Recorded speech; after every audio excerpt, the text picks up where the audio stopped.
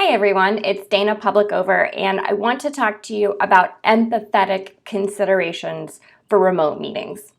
The first thing that's the most important is creating equality in access.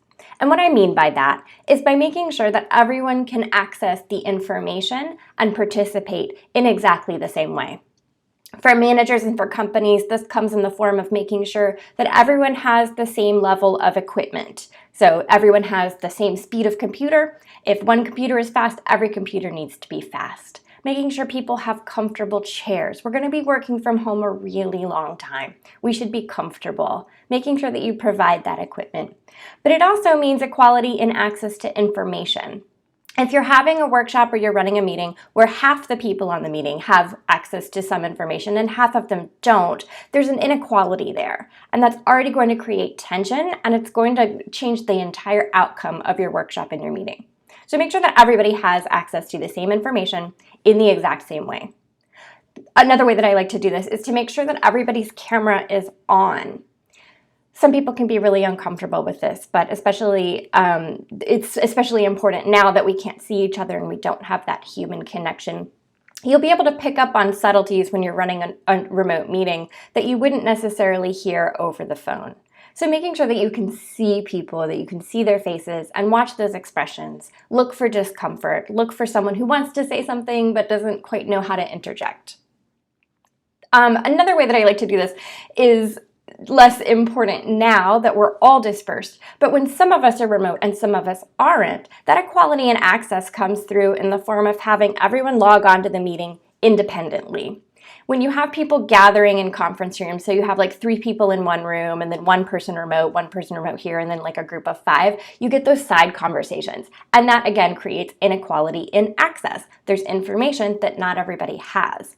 Even if you're all in the same building, but some of you are not, log on individually. Again, not as important now, but will be important when we're all back together. I also think it's important to create opportunities for everyone to contribute equally. And so this goes back to equality of access to tools. I like to use Mural. Some people like to use Miro. Some people like to use Google Docs. Some people like to use Teams. Who are these people? I don't know. Google Docs is okay. Mural's the best. Make sure that everyone has an opportunity to speak their mind, to provide information, and to contribute their ideas. Mural creates a platform for this. Miro creates a platform for this. Those two things are so close together, it's so hard to say. But giving them an opportunity that's not necessarily verbal or vocal to share their opinion, and creating space and time and psychological security, very important for people to be able to share their opinions. Meetings and workshops, remote and otherwise, should be done in a way that creates progress. So there should be collaboration, there should be decisions made, there should be progress. We shouldn't be talking about meetings. We shouldn't be talking about how we'll meet or when we'll meet or what we'll meet about. We should just be talking about the problem. And this goes back to my philosophy, and probably a lot of other facilitators' philosophy, that all meetings and workshops should be facilitated. You don't have to hire someone every time. I would for the big important stuff. Bring somebody in from outside. Their perspective is invaluable. But have someone internally, you, maybe somebody else you train, who can run these meetings, who can nip those little conversations that start to become circle conversations in the bud before they even get rolling. Have somebody who can keep things moving, but also make sure that people get individually recognized and have an opportunity to speak. Really, really, really important. And then finally, and something that my friend Torsten at Neon likes to say, make the explicit implicit. Make sure, oh, my screensaver came on, so professional. Make sure you summarize the results and clearly state the next steps. Be very explicit with this. Make sure that everyone is on the same page and everybody knows what you're going to be doing next, what they're responsible for. We can tend to tune out, and it's even easier when we're remote.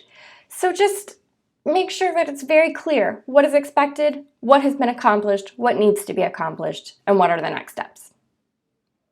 I also think it's really, really, really important to, again, watch those subtle cues, watch people's faces, look for them when they're feeling uncomfortable. Make sure that people have an opportunity to communicate their discomfort, communicate the tension, give that a platform to breathe.